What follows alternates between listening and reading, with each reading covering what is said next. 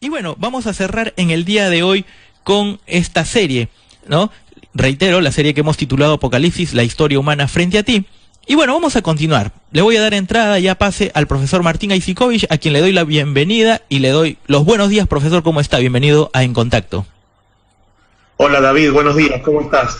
Muy bien, profesor, ya listo con la gente yo creo que está dispuesta a escuchar a los oyentes.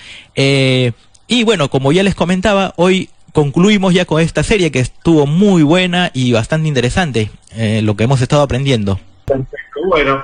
No, la idea era que, bueno, que de alguna manera, a partir de todo lo que se habló, que ya vinimos bastante tiempo, creo que más de 2 o 3 meses, bueno, la gente tuviera, digamos, una perspectiva, una amplitud, ¿no? Bíblica, histórica, teológica, para poder, bueno, de ahora en más, continuar su camino de estudio, ¿no? La idea es que todo sirva para que cada persona en la congregación, en la iglesia, en la denominación que se encuentre, o no, por ahí no, está, digamos, es una persona que le gusta investigar por sí misma y ya está con eso, bueno, tenga ciertas herramientas como para poder continuar individualmente con sus estudios y pueda, bueno, avanzar en eso, ¿no? En realidad, todo lo que es cultural, todo lo que es educativo, es realmente importante y hace el crecimiento. No se puede ser una persona plenamente libre si no se tienen convicciones personales, y para eso, bueno, es necesario tener estudios. No hablamos de estudios universitarios solamente o estudios terciarios, hablamos del estudio diario, de la capacidad de comprensión, de la capacidad de análisis, de poder leer una noticia y entender lo que dice y tratar de encontrarle el sentido y tratar de encontrar si hay cierta, no sé, idea tendenciosa, y entonces yo saco mi idea personal, particular, comparo las noticias, comparo los temas en los libros, bueno, un poco para esto. Porque también es muy importante para lo que es el estudio de la Biblia, ¿no?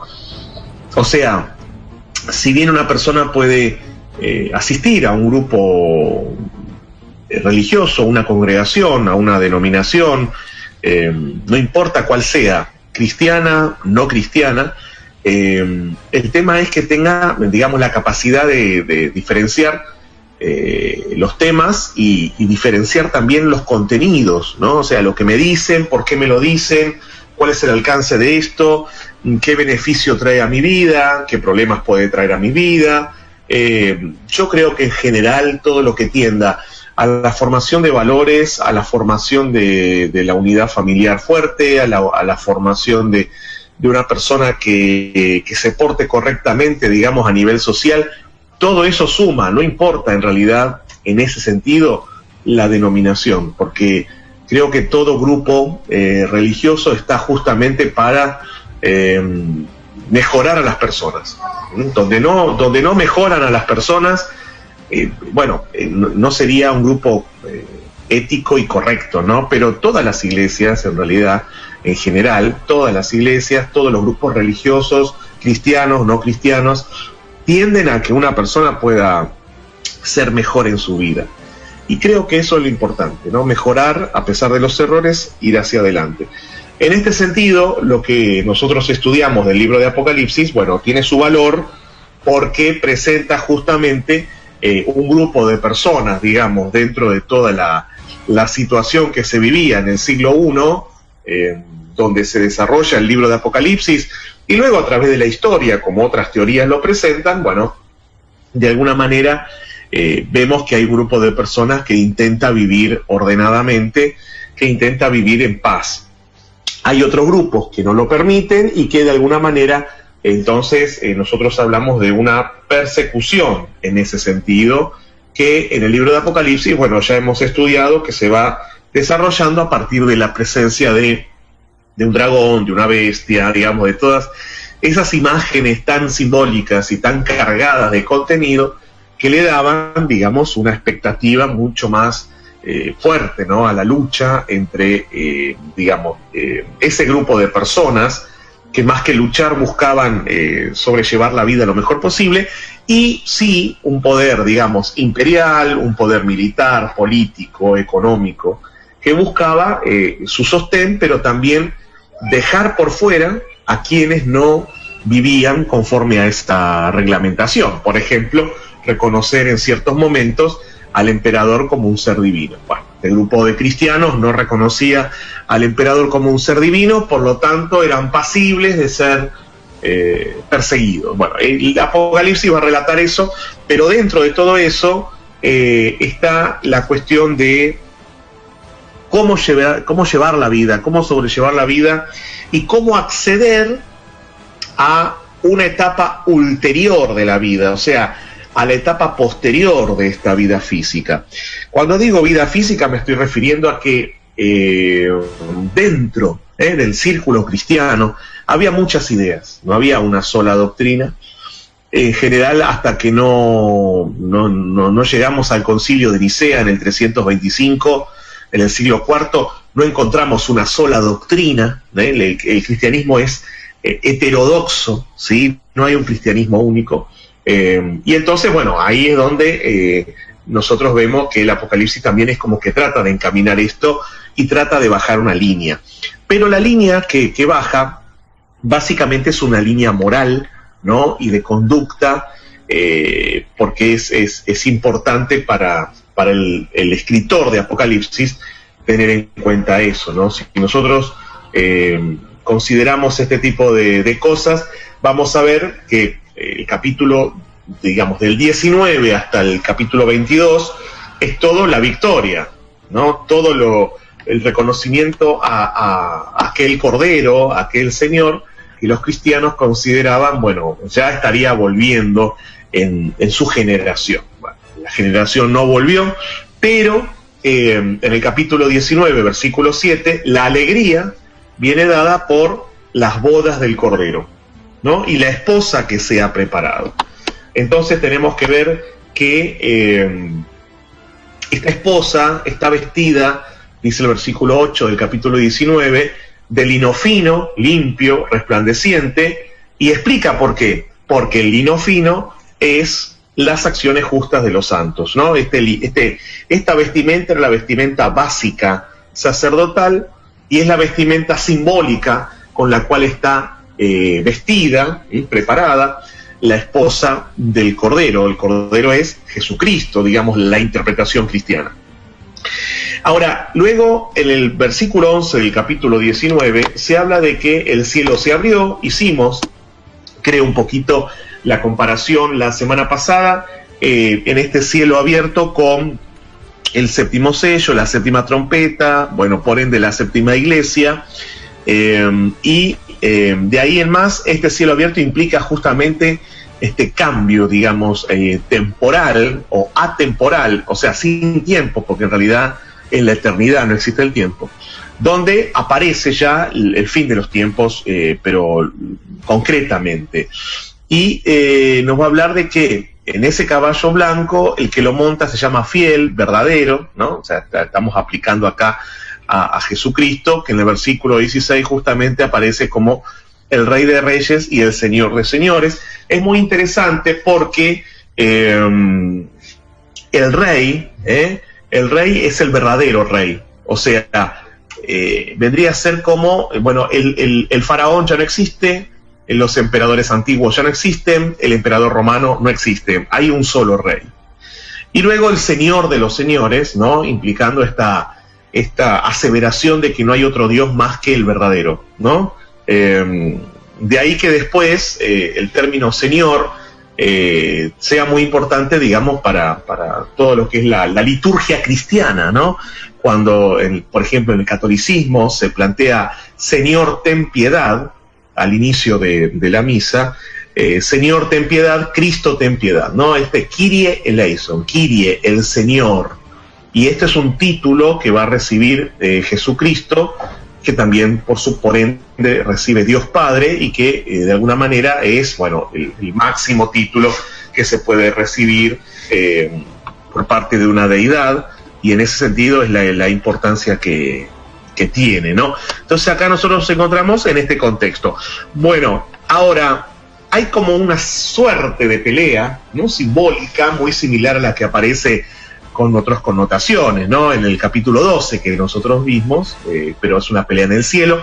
Esta pelea tiene que ver con, digamos, la recompensa que se le da, ¿no? El castigo que se le da a la bestia, a los reyes de la tierra, a los ejércitos. Estamos, hablando de un contexto en el cual los cristianos decían realmente, bueno, que se termine todo y miren, nosotros lo que queremos es esto, ¿no? Entonces hablaba de un lago de fuego que arde con azufre, explicamos ya el tema del basural de Jerusalén, que estaba al final de la ciudad, del otro lado de los muros, digamos, expresando esta idea del fuego que nunca se apaga, de que eternamente el olvido va a existir para ellos, y luego las aves que se sacian con su carne, toda es interesante porque cuando uno hace un estudio, ¿no?, de cómo eran las guerras en la antigüedad, los cuerpos no se enterraban, los cuerpos quedaban al olvido en los campos de batalla de cientos de personas y bueno, los perros y las aves de rapiña comían la carne de las personas, ¿no? O sea, también había escenas de canibalismo entre personas, entre seres humanos, dado que los ejércitos a veces no contaban con alimento durante días, así que bueno, había canibalismo humano, había aves de rapiña y había perros salvajes que desmembraban a los cuerpos. Entonces, toda esa imagen en la que está expresada acá, digamos, en el capítulo 19, como para aunar ya este tema. Y el capítulo 20 y 21 es el que nos va a introducir de alguna manera en la recuperación plena de la vida que era lo original, digamos, para el ser humano por parte de Dios. ¿Vamos bien hasta acá? Sí, profesor, sí, el pantallazo está clarito, me parece. Bueno, porque básicamente entonces, es lo que refleja, ¿no? Sí, decime. No, básicamente es lo que refleja, o sea, todo lo que se escribe, como vamos viendo, básicamente es lo que refleja, o sea, claro que lo dice en muchas palabras, pero en síntesis es lo que está diciendo el autor en este caso. Claro, sí, está tomando cosas de la vida cotidiana y no tan cotidiana. Las guerras no eran continuas, había hasta momentos determinados para las guerras o los enfrentamientos, pero bueno, lo toma de ahí, ¿no? Es interesante esto porque de alguna manera la gente en el momento lo entendía mucho más fácil que cualquier persona ahora. Por supuesto. ¿No? Pues si yo te hablo de un lago de fuego y azufre, hay gente que hay que ver si conoce lo que es el azufre, ¿no? Porque viste que el azufre, hay gente que se lo pasa en el cuerpo cuando le duele algo y dicen que te quita el aire del lugar donde aparentemente te quedó por un golpe de aire duro ahí la articulación. Bueno, no sé, hay gente que por ahí ni lo conoce, ¿no? Entonces es interesante esto porque a la gente en ese momento realmente le venía bien para entender las cosas gráficamente, ¿no? Y ahí es donde nosotros entramos muchas veces para ver, digamos, cómo entender las cosas, ¿no?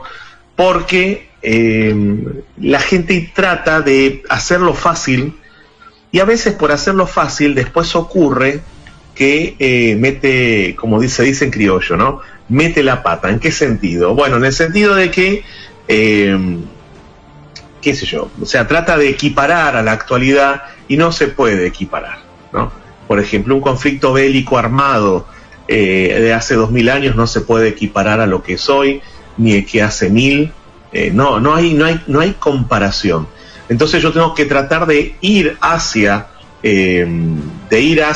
digamos, la cosa en sí misma para entender qué es lo que pasó. Y ahí es donde, bueno, tengo que ver, digamos, el sentido de las cosas y tratar de entenderlo plenamente, porque si no es como que hablamos de algo que no podemos ni ver ni tocar y parece un cuento. Y esto no es un cuento, es toda la expresión, digamos, y el estilo de expresión que había en esa época para entender las cosas. Así que bueno, tenemos que verlo por ese lado y no añadirle, digamos, condimentos y comentarios que en vez de promover, digamos, que la gente se sienta bien y diga, bueno, hay esperanza, hay una salida, tengo, digamos, una fe sólida, fundada en esto, tenga miedo, o sea, porque lo que no hay que generar es eso, para nada, ¿no? Bien, en el capítulo 20 nosotros vamos a encontrar los 1000 años, el milenio, famoso milenio que muchas denominaciones cristianas y no cristianas consideraron como importante, ¿sí?, para poder enseñar. El título original no existe, ni los 1000 años ni el milenio, pero sí habla de 1000 años, como diciendo, bueno, es un tiempo muy grande. Bueno, hay gente que lo toma literal y hay gente que lo toma de forma simbólica. Hay gente que dice, el milenio va a ser antes de que Cristo aparezca en la tierra. Otros dicen, no, el milenio va a ser posterior a que aparezca en la tierra. Y otros dicen, bueno, el milenio va a ser entre que vuelve, hay milenio y nuevamente desciende la nueva Jerusalén, ¿sí? ¿Se entiende lo que digo? Estos son tres conceptos que nosotros encontramos en la teología, ¿sí?, básicamente. Porque hay, digamos, varias versiones en este sentido y hay que entenderlo bien. Por ejemplo, de alguna manera esto depende de mucho, ¿sí? O sea, depende del hecho de decir, bueno, ¿qué lugar ocupa para mí la segunda venida de Cristo en el concepto cristiano? No estoy hablando, o qué lugar ocupa para mí la condenación que va a recibir supuestamente el demonio y todo, ¿no? Entonces, vamos a definirlo bien para que cada persona lo tenga en cuenta, ¿sí? ¿Se entiende acá lo que estoy planteando? Sí, perfecto. Perfecto, entonces, fíjate, dice el capítulo 20, vi un ángel, ya explicamos, ¿no?, esta cosa del ver, del ángel que descendía del cielo con la llave del abismo, o sea, los lugares más bajos, más profundos, una gran cadena en la mano, lo cual da sentido, como si fuera una ancla de que te vas a caer y no te levantas más. Prendió al dragón, la serpiente, que es el diablo, Satanás, todo lo que vimos de títulos sobre el demonio en el libro de Apocalipsis, lo ató por 1000 años, lo arrojó, lo encerró hasta que se cumpla. Después dice que va a ser desatado por un poco de tiempo, versículo 4, vi tronos, acá volvemos la vista hacia arriba, se sentaron los que podían juzgar, vi las almas de los decapitados. No es que vio gente decapitada, sino las almas de los decapitados, lo cual esto da todo un estudio que no vamos a hacer en este momento, acerca de qué significa vi las almas. O sea que hay cuerpo, no hay cuerpo, hay cuerpos glorificados, hay seres espirituales. Bueno, esto es más complejo, pero acá lo que dice es, vi o sea, reconoció quiénes eran, ¿no? Esto es lo que tiene sentido.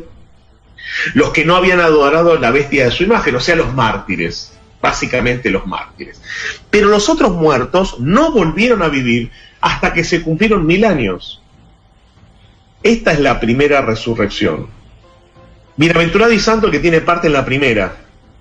La segunda muerte no tiene potestad sobre ellos, sino que serán sacerdotes y demás. Cuando los 1000 años se cumplan, Satanás será suelto de su prisión y saldrá a engañar a las naciones que están en los 4 ángulos de la tierra y los va a reunir a la batalla, bien, contra la ciudad amada. Luego a partir del versículo 11 habla de un juicio ante el gran trono blanco, y ahí ve a todos, muertos, pequeños, y el mar entrega a sus muertos, y ahí habla de la segunda muerte. Por eso es interesante lo siguiente, lo que vamos a plantear. En el versículo 4 dice que vio tronos, se sentaron, vio las almas de los mártires, y que no habían recibido esa marca y demás, y reinaron con Cristo 1000 años. Pero los otros muertos, o sea, los muertos que no entraron, digamos, en el reino en sí, dice, no volvieron a vivir hasta que se cumplieron 1000 años. O sea, hay un inicio de un juicio, de revisión, aparentemente, hay 1000 años, y luego de esos 1000 años van a volver a la vida, ¿no? Todos aquellos que no estuvieron, digamos, accesibles al reino. y ahí es donde Satanás los confunde todavía más y viene la batalla final y la retribución final. O sea, es una ampliación de Mateo 24 donde dice unos a la derecha y otros a la izquierda, ¿no? Versículo 15 del capítulo 20 dice, y el que no se halló inscrito en el libro de la vida fue lanzado al lago de fuego, punto. O sea, no da más explicación. Y el versículo 14 habla de la muerte segunda, ¿no? Esto es como para dar un pantallazo de la cuestión. Pero vamos a explicar a grosso modo el tema de la cuestión milenarista, ¿no? Porque es importante.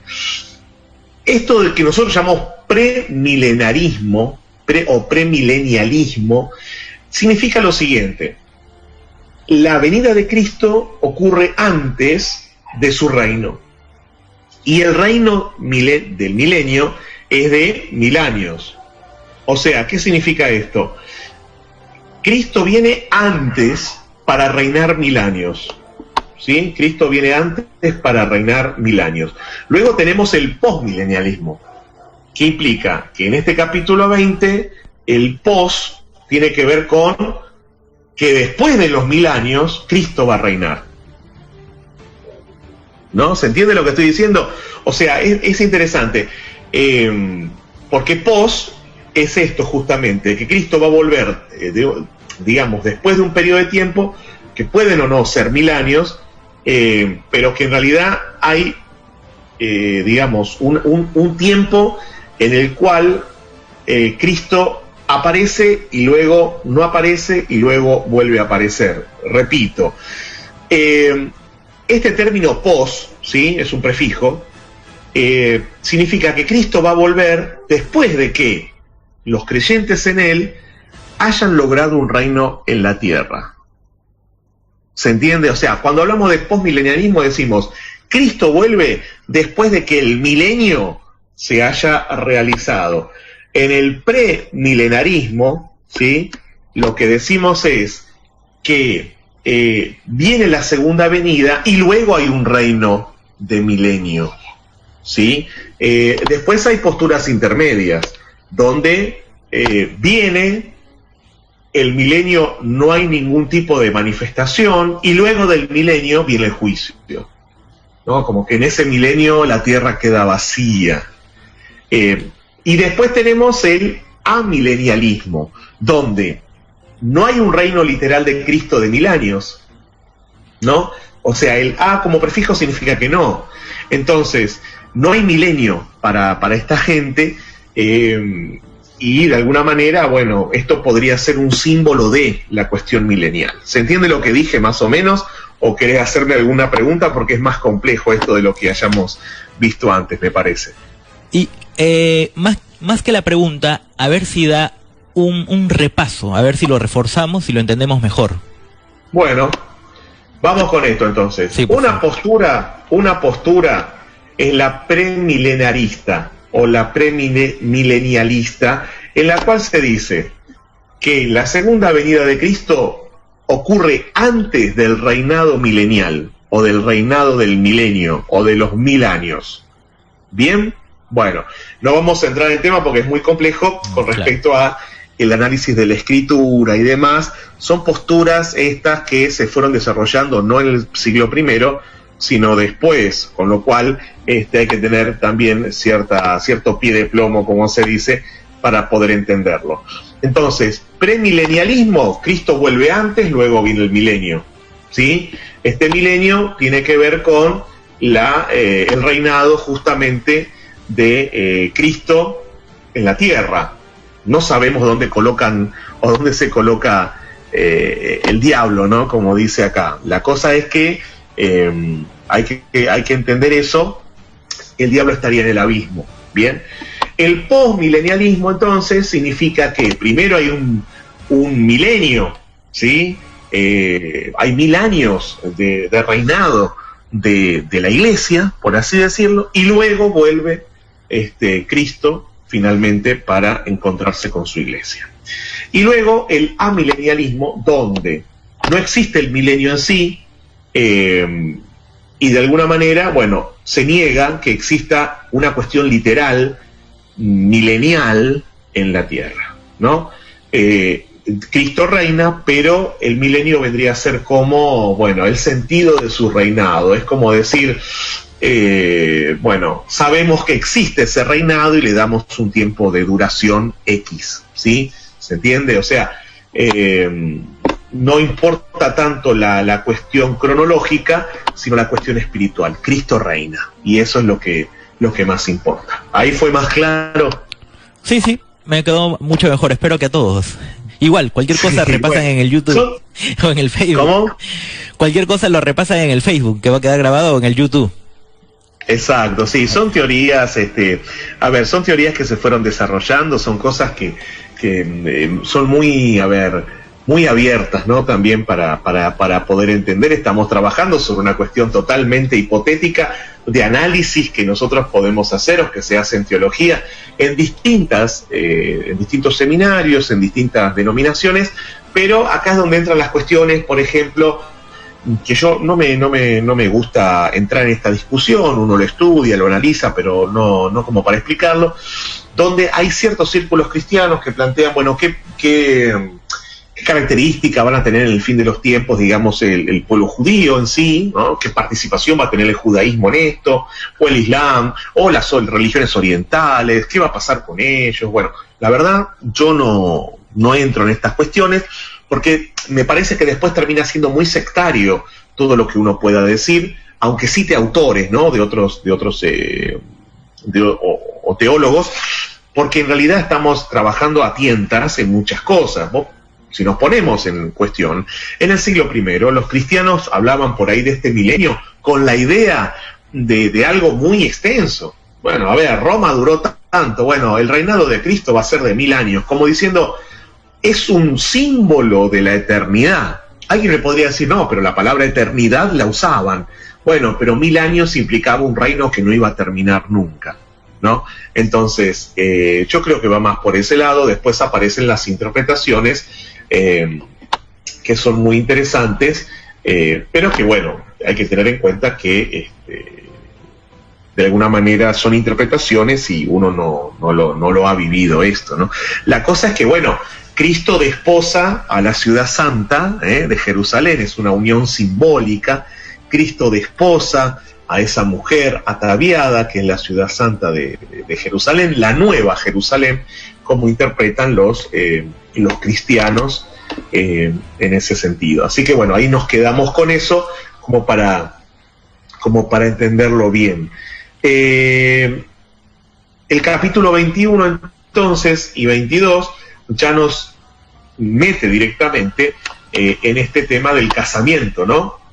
Capítulo 21, versículo 1, vi un cielo nuevo y una tierra nueva. Esto nos remite a Isaías 66, es un contexto netamente profético, porque el primer cielo y la primera tierra pasaron y el mar ya no existía más. Bueno, esto del mar ya no existía más también puede tener una aplicación simbólica. Recuerden que las aguas muchas veces eran cuestiones que tenían que ver con problemas políticos, sociales, económicos. ¿A qué se refiere con esto del mar? Bueno, puede ser que el mar ya no exista más justamente por una cuestión de uniformidad, como algunos plantean, uniformidad terrestre, ¿no? Donde la tierra sea solo una, en el sentido de la unión, como era originalmente la Pangea, ¿no? Donde toda la tierra estaba unida. Esto desde la geografía, que los chicos lo ven en primer año, ¿no? En el colegio, la Pangea era esa Pangea, o sea, toda la tierra unida. Por ahí, acá, la escuela profética o el autor del libro planteaba que la tierra esté unida, no separada en continentes ni nada, con lo cual, bueno, ahí el mar, no se vería el mar, ¿no? También tenemos en cuenta quizás que el mar tiene que ver con el agua salada que no puede tomar el ser humano, y por lo tanto se podría prescindir de eso y que solo hubiera ríos de agua dulce con agua para poder tomar. O también que pensar, no, pero si piensan que no hay más mar, entonces ¿qué pasa con los animales marinos, no? Bueno, también eso daría mucho para poder desarrollar. Importante acá, versículo 2, yo Juan vi, dice, la santa ciudad, la nueva Jerusalén, descender del cielo, dispuesta como una esposa, preparada, ¿sí? Ahí está ese casamiento, ¿no? Y el tabernáculo de Dios va a estar con los hombres, una remisión a Juan 1:14, ¿no? Y Él va a morar con ellos van a ser su pueblo, Él va a ser su Dios, no va a haber más lágrimas, más muertes. Esta es la idea fundamental y básica de los cristianos, ¿no? Que termine todo ese proceso tan angustioso de vida. Cristo como alfa y omega, principio y fin, que esto va en la Edad Media a ser, digamos, lo que va a redundar en el arte cristiano, ¿no? Cristo como el principio del fin, lo eterno. Nuevamente hay ánimo acerca de que el que va a vencer, en el versículo 7, va a heredar esas cosas, ¿no? Cosas en el sentido de todo lo que uno ya ha leído, pero los cobardes, los incrédulos, abominables, homicidas, fornicarios, hechiceros, idólatras, fíjate que habla de todo lo que puede en la vida opacar la santidad, todo eso van a sufrir la muerte segunda, ¿no? Eternamente se van a ser olvidados. Bueno, y luego hay toda una descripción de la Nueva Jerusalén, muy interesante, siempre con ciertos números simbólicos bien planteados, el 12, el 3, las reminiscencias al Antiguo Testamento, la medición de la ciudad, que es muy interesante, ¿no?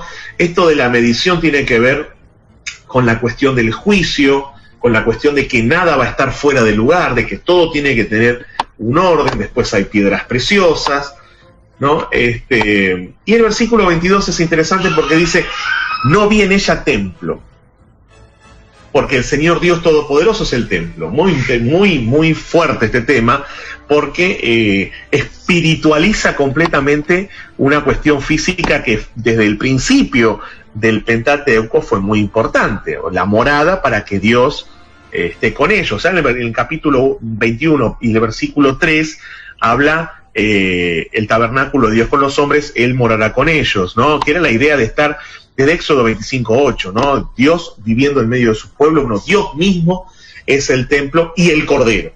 Bien, no hay necesidad de sol, de luna, esto es todo muy futurista, ¿no? Donde aparentemente el universo sería totalmente trastocado, es toda la intencionalidad que los cristianos tenían, y nuevamente, versículo 27, ¿no? No entrará en ella ninguna cosa inmunda, o el que hace abominación y mentira, sino los que están en el libro de la vida escrito. O sea, esta cosa bien marcada, ética y moral, donde solo van a estar ahí, versículo 26, las naciones y sus representantes que estén inscritos en el libro de la vida. Y es interesante que hable de las naciones, como que la gente no va a perder su identidad que haya tenido en la tierra con respecto a los pueblos donde habían nacido. Eso es muy interesante también considerarlo.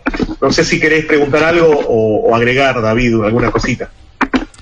No, básicamente estoy siguiendo acá la lectura, yo estoy con la nueva versión internacional, bueno, sí, como casi siempre, y veo, o sea, nuevamente el repaso general y cómo nuevamente trae a colación los versos o la escritura del Pentateuco, ¿no? Del Antiguo Testamento, lo que viene haciendo desde el principio, algo que noto bastante.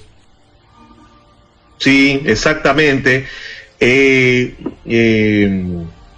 Porque justamente toda la apocalíptica original está dada en el Antiguo Testamento. Los cristianos, en el siglo I sobre todo, son una continuación teológica del Antiguo Testamento, salvo ya variantes, como la gran variante, en este sentido de reconocer a un ser, Jesucristo, como Mesías. Pero después, todo el lineamiento teológico está dado del Antiguo Testamento, por lo cual, si vos lees los últimos capítulos de Isaías, los últimos capítulos de Ezequiel, los últimos, o todo el libro de Daniel, todos los profetas menores, denominados así por la extensión de sus libros, y lees Jeremías, y estás encontrando, más o menos, el Apocalipsis cristiano. O sea, es como un revival, como se dice, ¿no? Es como una revisión, pero a la luz del ser y de la persona de Cristo. Entonces ahí está. Esto, como vos decís, es muy interesante porque se va marcando el Antiguo Testamento. Nuevamente en el capítulo 22 hay algo interesante, porque dice, después me mostró un río limpio de agua de vida. Acá está el tema del río, ¿no? El río, porque justamente es donde puede beber el ser humano, Pero bueno, dice que es como el cristal. Acá nos remite al capítulo 14, donde aparece un mar de vidrio en el capítulo 14. Ojo, acá hay un río limpio, ¿no? Que resplandece como el cristal, en medio de la calle. Bueno, me habla de una ciudad, ¿no? O sea que como que en realidad, fíjense esto de que si hoy día nos pedirían que escribiésemos acerca del futuro, creo que la gente lo que menos pondría es algo que tenga que ver con ciudades. Quizás mucha gente quisiera vivir, sino un campo inmenso donde no hubiese un solo ladrillo, ¿no? Donde todo fuese naturaleza. Sin embargo, acá es una ciudad. Por eso es muy interesante que en la Edad Media, cuando se representa los cuadros sobre el Antiguo Testamento, siempre se organizan según las ciudades medievales. Hay cuadros donde se expresa el templo de Salomón y otras historias bíblicas, y los pintores medievales, o sea, hace 1000 años, 800 años, los reproducen a usanza de la Edad Media, con esas ciudades góticas que se estaban organizando, ¿no? Bien, no va a haber noche, hay una luz eterna, van a poder ver el rostro de Dios. Esto es muy interesante, ¿no? Una idea, esto como número 769 en el Antiguo Testamento, denominado así, donde Moisés puede hablar, como dice la Escritura, panim al panim, como dice en hebreo, o sea, cara a cara. En realidad el hebreo cara es caras, porque según el rol que cumplimos en la vida o la posición que ocupamos, vamos cambiando nuestra cara frente a los demás, ¿no? Es interesante ese concepto. Bueno, luego, versículo 6 en adelante, viene ya la conclusión, ¿no? Porque después de que dice, versículo 5, y reinarán por los siglos de los siglos, o sea, el reinado no va a ser solo milenial, va a ser eterno, viene ya la conclusión del libro. Nuevamente se ratifica que todo lo que se dice acá es verdadero, se habla de que pronto se va a terminar todo esto, de que es bienaventurado, o sea, feliz el que guarda, el que cumple con las palabras que están acá. Juan es el que oye y ve estas cosas. El ángel le dijo, a mí no me adores, yo soy consiervo tuyo, adora a Dios. Y en el versículo 10 dice, no selles las palabras, o sea, no las guardes, porque el tiempo está cerca. Se repite, el tiempo está cerca, siempre esta cuestión tan relevante. Bueno, y finalmente hay como una sentencia, ¿no? El que es injusto, sea injusto todavía, el que es inmundo, sea inmundo todavía. Esto es como cuando el juez ya está terminando en el estrado su participación y va a golpear con su martillo. El que es justo practique la justicia, el que es santo santifíquese. Nuevamente, vengo pronto, mi galardón, o sea, todo lo que yo te voy a ofrecer viene conmigo, y así recompenso a cada uno. Alfa, omega, principio y fin, primero y último. Y luego otra vez, feliz el que lava sus ropas para tener derecho al árbol de la vida, ¿no? O sea, la persona justa. Versículo 15, más los perros estarán fuera, hechiceros, fornicarios, homicidas, el que hace mentira, idólatra. O sea, el perro en el sentido de todo aquel que haga cosas contrarias a la naturaleza humana, los hechiceros, fornicarios, todo lo peor queda fuera de la ciudad, ¿no? Como una idea muy interesante de que, bueno, por fuera vas a ver al otro, ¿no? Esto me hace acordar la parábola del rico y Lázaro, como que Lázaro podía ver al rico ahí consumiéndose de dolor y el rico en la parábola le pedía ayuda. Bueno, la verdad que el premio es estar dentro de la ciudad y no recibir el premio es quedar fuera. En el sentido simbólico, no es que van a estar mirándolos ahí quemándose, eso ya lo aclaramos. Bien, versículo 16, yo Jesús he enviado mi ángel para dar testimonio, esto es lo que aparece ya en el capítulo 1 al 3. El espíritu y la esposa dicen ven, el que oye diga ven, o sea, hay una invitación final. Si alguien añade a estas cosas, Dios va a traer plagas, o sea, acá como no había un orden todavía, una ortodoxia plena dentro del cristianismo, ¿qué ponen? Bueno, miren, si ustedes agregan cosas a este libro, van a sufrir plagas. O sea, es como, ojo con lo que van a hacer, no me agreguen ni me quiten nada, ¿no? Lo mismo, si alguien quita, va a perder la vida en la Nueva Jerusalén, ¿no? Esta es una cosa muy...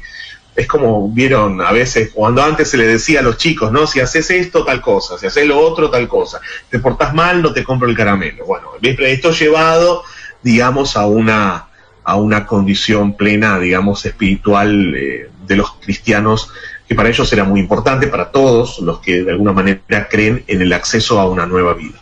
Versículo 20, el que da testimonio nuevamente dice, vengo en breve, o sea, en Jesucristo en sí, ven Señor Jesús, y luego viene la doxología ya que cierra con la gracia de Jesucristo sea con todos vosotros por siempre, así sea. Bueno, de alguna manera esta gracia es, por ejemplo, en palabras de Martín Lutero, el poder o la potestad o la capacidad, ¿no?, de poder vivir una vida piadosa. La gracia natural es la gracia que se otorga, esa gracia, digamos, esa capacidad para poder vivir una vida recta. Y bueno, acá cerraríamos este libro que bueno, hemos trabajado a grandes rasgos durante estos meses. Por supuesto que hay muchísimo más para ver y para analizar. Nosotros, bueno, a grosso modo hemos trabajado muchas cosas con la idea de que la gente tenga el sentido pleno de esto y pueda avanzar en sus estudios.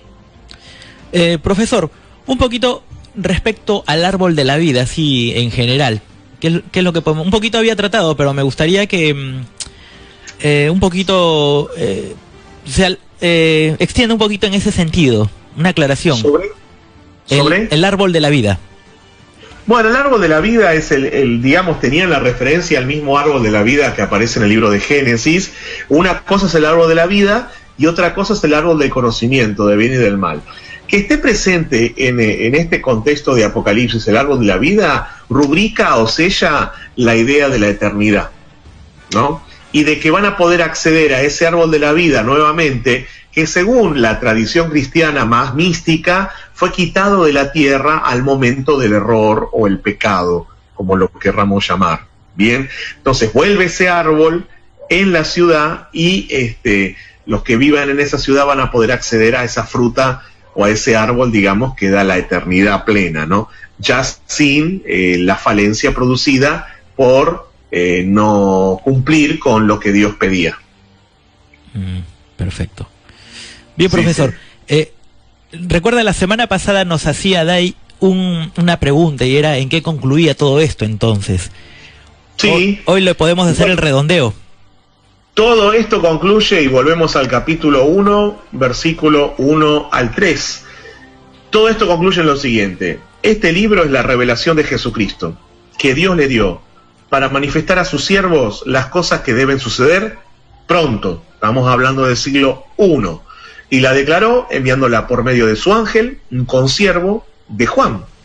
Por ende, de su ángel a su siervo Juan. El ángel y Juan eran consiervos, eran, digamos, personas que estaban ministrando a favor de esta realidad que ellos creían. Que ha dado testimonio de la palabra de Dios, Juan, y del testimonio de Jesucristo y de las cosas que ha visto. O sea, acá vamos a capítulo 12, 17, el testimonio, que es el espíritu de Jesús y el espíritu de la profecía, creer en eso. Y luego el versículo 3 que cierra, ¿no? Bienaventurado el que lee. ¿Se acuerdan que hablábamos de que en la congregación generalmente uno leía las cartas, las epístolas, estos libros que llegaban? Los que oyen, la mayoría no sabía leer, entonces escuchaba y trataban después de interpretar, y guardan, cumplen las cosas en ellas escritas. Y cierra con esto el versículo 3, porque el tiempo está cerca, ¿no? Que vamos al capítulo 21 y 22 y está lleno de esto, de que el tiempo está cerca. Esa era la tónica y esa era, digamos, la esperanza que tenían, y acá respondemos plenamente a nuestro amigo Dai y a todos, todas los que estaban desde el capítulo 1 siguiéndonos, ¿no? ¿Cuál es el sentido de la literatura apocalíptica en el cristianismo, en el judaísmo, en el islamismo o en cualquier denominación que la considere? Bueno, el tiempo está cerca. ¿Qué tiempo? El tiempo donde se cierran las cosas, donde el ser humano encuentra el significado de la vida. Y bueno, en el cristianismo, en el judaísmo, en el islam, es un tiempo profético, un tiempo lineal, donde las cosas empiezan y luego en algún momento van a terminar, y se cree en una retribución para aquellos que han cumplido con una vida moral, ética, correcta, de defensa de la vida, de defensa de los valores humanos, de defensa de la familia, de defensa de las personas que menos tienen, y que han respetado el planeta, cuidado el planeta y promovido una vida sana, feliz para todos los que habitan el globo terráqueo, ¿no? En general, todas las naciones. Así que ahí está, digamos, la respuesta final de nuestro libro. Entonces, solamente nos queda agradecer por estos días, estas semanas, estos programas, de haber aprendido, y a la gente, como ya le hemos venido diciendo durante los programas, quizá del Apocalipsis o de la literatura bíblica no tendríamos que esperar la destrucción, ni la caída de fuego, ni la caída de granizos que va a destruir la tierra, ni de un terremoto que va a destruir todo en una, y como decimos, quizás los que nos destruimos somos nosotros mismos, ¿no? Pero de parte de Dios no podemos esperar, entre comillas, tal venganza, que era el mensaje que veníamos viendo, ¿no? De que no iba por ese lado. Claro, no, el Apocalipsis no va por ese lado, porque no va por ese lado tampoco ningún análisis sano, correcto, que uno pueda hacer de la teología. O sea, cuando una persona dice, no, pero el Dios del Antiguo Testamento era vengativo, está errando en la exégesis. El ser humano, en el Antiguo Testamento, como también en el Nuevo, ¿no?, donde se habla de destrucción, de muerte, no tiene que ver esto con la esencia misma de Dios, sino con el presupuesto y el traslado del hombre que hace el hombre a sus dioses, a su divinidad. Entonces le da una categoría humana a un Dios que no es humano, con lo cual si el cristiano, si el musulmán, si el judío creyera que Dios es vengativo, le estaría colocando una categoría humana a un Dios, y con eso dejaría de ser Dios, porque cambiaría su esencia. De ser amor pasaría a ser un ser lleno de odio. Como no se puede, en el contexto que estamos hablando. Ojo, si vamos al zoroastrismo, Ahura Mazda, que era el dios babilónico, generado, digamos, en la zona del Imperio Persa, posteriormente de Ahura Mazda salía el bien y el mal. Eso es otra cosa, pero no estamos en ese contexto. Entonces, si bien el judaísmo, que termina escribiendo el Antiguo Testamento, está bajo ese contexto porque estuvieron en Babilonia, en Persia, y conocían esto. O sea, por eso hablamos de, alguno que cita, Dios al que ama castiga, e interpreta el término castigo como te envía algo para que te pase. Y no es eso. Cuando te ocurren las cosas, o cuando le ocurrían las cosas a las personas, interpretaban que había una manifestación divina. Pero eso no significa que sea. Eso es una interpretación. Vos tenés que tratar de lo malo extraer lo bueno. Eso es lo que promueve la fe sana, la fe única que existe. No es que hay fe sana y no sana. La fe única promueve que de lo que ocurra vos extraigas lo bueno. Y para que ocurran cosas buenas tenés que hacer cosas buenas. Si vos te bandeás, por así decirlo, y te haces cosas malas, las consecuencias son negativas. Pero no tiene la culpa nadie más que vos. Porque tampoco podemos echar culpa a los demás así porque sí, salvo situaciones extremas, ¿no? Pero si no, sos culpable vos. En esa culpa es donde trabaja la fe, pero no para que te angusties más, sino para que puedas redimirte. Y entonces ahí es donde nosotros vemos que no son mensajes de angustia, desesperación y muerte, no, son mensajes de esperanza, que por sobre todo lo que el hombre produce y hace contra sí mismo, todavía hay una esperanza de poder encontrar un mundo mejor y construirlo. Básicamente se reduce a eso, ¿no? Muy bien, profesor. Bastante interesante. Esperamos que a nuestros amigos les haya gustado, les haya agradado y les sirva sobre todo, ¿no? Que es lo que siempre esperamos. Sí, exacto, que haya preguntas, básicamente, todo lo que tenga que ver con el tema, por supuesto, siempre vamos a trabajar en este sentido. Todo lo que tenga que ver con el tema, poder trabajarlo, pensarlo, responder en la medida que uno pueda, por supuesto, siempre con humildad, y tratar de encontrar esta, de aunar y de sumar conocimiento, que es lo más importante para entender las cosas que leemos, ¿no? Muy bien, profesor, le agradecemos muchísimo. Estamos entonces finalizando esta serie de estudios acerca del libro de Apocalipsis. No sé si tiene algo más para estar cerrando esta parte. No, básicamente esto, animar a la gente a que estudie, a que se prepare, que en la iglesia, congregación, grupo religioso que se encuentre, siga estudiando, pregunte, consulte, investigue. Hoy tenemos las redes sociales a disposición, con un clic ya podemos entrar hasta en cualquier biblioteca del mundo para poder investigar, estudiar y aprender más, que básicamente es eso, ¿no? Que las personas mejoren moral e intelectualmente para que el mundo pueda realmente cambiar. Si bien los conceptos sobre el milenio son muy idílicos, ¿no? O utópicos, creo que de a poco podemos ir mejorando las cosas para que por lo menos el carácter, la situación, el desenvolvimiento de las personas diariamente vaya mejorando y seamos un poco mejores los seres humanos y toda la humanidad.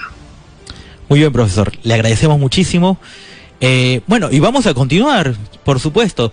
Vamos a seguir con más temas, así que la gente no se haga ningún problema. Recuerden que tenemos el número de WhatsApp en la radio durante el programa y tenemos durante la semana, en cualquier momento, pueden mandar sus mensajes y comentarios a En Contacto Baires, ahí a través del Facebook. Profesor, entonces la semana próxima nosotros continuamos y vamos a seguir llevando temas a la gente. A ver si vamos adelantando algo o anunciando por lo menos los temas que vamos a ir tratando, como estábamos conversando, recuerda, para ir compartiendo con la gente. Sí, bueno, lo que vamos a trabajar es lo siguiente: vamos a meternos un poquito en el análisis de los grupos religiosos modernos. Vamos a ir estudiando acerca de distintas denominaciones, como también vamos a hacer un repaso acerca del judaísmo, del islam, y luego también empezamos con digamos, todo lo que es el mundo cristiano moderno. Siempre del judaísmo y el islam vamos a conversar, dado que son la base, sobre todo el judaísmo, de toda la interpretación bíblica de la primera parte de la escritura, pero nos vamos a concentrar básicamente en las denominaciones modernas, ¿no? Sobre todo el siglo XIX, que es un siglo muy lindo de análisis para la formación de todas las iglesias que llegan hasta la actualidad, ¿no? Empezando quizás ya en el siglo XVI, por supuesto, con el luteranismo, calvinismo, cómo eso llega hasta la actualidad en muchas denominaciones, pero también siglo XVIII con el metodismo, y en el XIX con un montón de grupos que están plenos en la Argentina y en el mundo, trabajando por el mejoramiento de las personas. Así que bueno, vamos a ver eso un poquito, vamos a ver acerca del luteranismo, el calvinismo, el metodismo, el denominado mormonismo, bueno, la Iglesia de Jesucristo. Vamos a trabajar sobre los adventistas, bautistas, pentecostales, testigos de Jehová. Así que bueno, vamos a trabajar bastante sobre la historia de ellos y siempre con lo positivo de cada uno, buscando, digamos, el diálogo ecuménico y su importancia, ¿no? Hoy día en el siglo XXI. Perfecto, va a estar buenísimo entonces, muy interesante. Sí. Esperamos que siempre que la gente se pegue y bueno, y que participe con sus preguntas y comentarios. Profesor. Así es. Bueno, un gusto entonces, David. Buena semana para vos y tu familia. Muy bien, profesor. Muchísimas gracias y buena semana. Hasta la próxima. Un abrazo. De igual manera. Ahí estaba el profesor Martín Aisicovich con nosotros, como siempre, contactándose y compartiendo, como cada programa, como cada mañana, los temas relacionados a la teología y la historia. Bueno, en esta ocasión estuvimos con el último capítulo de la serie de estudios Apocalipsis, la historia humana frente a ti. Esperamos que les haya servido, que les haya gustado y que hayamos juntos podido aprender un poquito más, ¿no? Versículo 3, capítulo 1 del Apocalipsis dice: dichoso el que lee y dichosos los que escuchan las palabras de este mensaje. Así que vamos analizando los mensajes. Recuerda que si quieres escuchar y repasar nuevamente este estudio del libro de Apocalipsis, entra al YouTube y ahí puedes chequearlo. Búscanos como En Contacto Baires. Bueno, muchísimas gracias al profesor y recuerda que el profesor Martín Aisicovich llega a nosotros gracias al Seminario Internacional Teológico Bautista, que siempre está con nosotros. Anímate a estudiar, aprende en un marco de calidad educativa, disfruta de un ámbito amigable, sé parte de nuestra historia educativa. puedes estar estudiando, capacitándote, puedes estar aprendiendo mucho más en el Seminario Internacional Teológico Bautista. Las carreras oficiales, puedes estudiar teología, toda la cuestión para aprender el mensaje bíblico y poder desmenuzarlo. Está el departamento de música para que te conviertas en un profesional respecto a la música. Bueno, el trabajo social, la psicología, la filosofía, cursos oficiales. Recuerda que puedes acercarte a Ramón Falcón 4080 en la Ciudad Autónoma de Buenos Aires. Llamar al 46 36 17 37. El horario de atención es de lunes a viernes de 15 a 21 horas, de 3 de la tarde hasta las 9 de la noche. Es el Seminario Internacional Teológico Bautista. Muchísimas gracias por estar con nosotros, por acompañarnos como cada programa. Mando saludos y abrazos bien fuertes a la gente que está con nosotros, ahí a Ember Altamirano desde Lima, Perú, a Jesús Cortés. Me gustaría que se contacten con nosotros, que nos cuenten desde dónde nos escuchan, por qué medio nos escuchan. A Miguel Ángel Mamani también muchos saludos. Saludos a Ruth, que nos escucha desde Perú. A Giovanna Cruz, cómo olvidarnos, muchos saludos. A Richard, a Jimmy, a Yoli. Bueno, a toda la gente que nos está escuchando y que está compartiendo con nosotros. Un saludo para mi amigo José Palomares. Bueno, para toda la gente, muchos saludos y gracias por estar siempre con nosotros. A Javicho Estrada, muchos saludos también. Gracias por compartir siempre con nosotros. Bueno, ahí estábamos presentando la serie Apocalipsis, la historia humana frente a ti. Y este fue el capítulo final de esta serie. No se pierdan el próximo programa. Todavía no nos vamos, tenemos unos minutos, pero les voy anunciando y recordando que vamos a estar ya tratando, como anunció el profesor, acerca de los diferentes grupos cristianos que han ido apareciendo, al menos últimamente, ¿no? En el siglo XVIII, en el siglo XIX, básicamente, los diferentes grupos, para ir conociéndolos, para ir sabiendo qué creen, básicamente, o qué diferencias, porque la creencia en general cristiana es común en sí, pero con sus ciertas características, particularidades, hay ciertas diferencias, es verdad, y eso vamos a ir conociendo, así que no te pierdas lo que vamos a ir ya tratando, empezando el sábado próximo, recuerda, de 9 a 11 de la mañana, hora argentina. Y bueno, saludamos a todos, un abrazo bien grande, bien fuerte, no se muevan todavía, estamos acompañándolos hasta las 11 de la mañana. Bueno, esto fue Apocalipsis, la historia humana frente a ti, y aquí le damos la conclusión.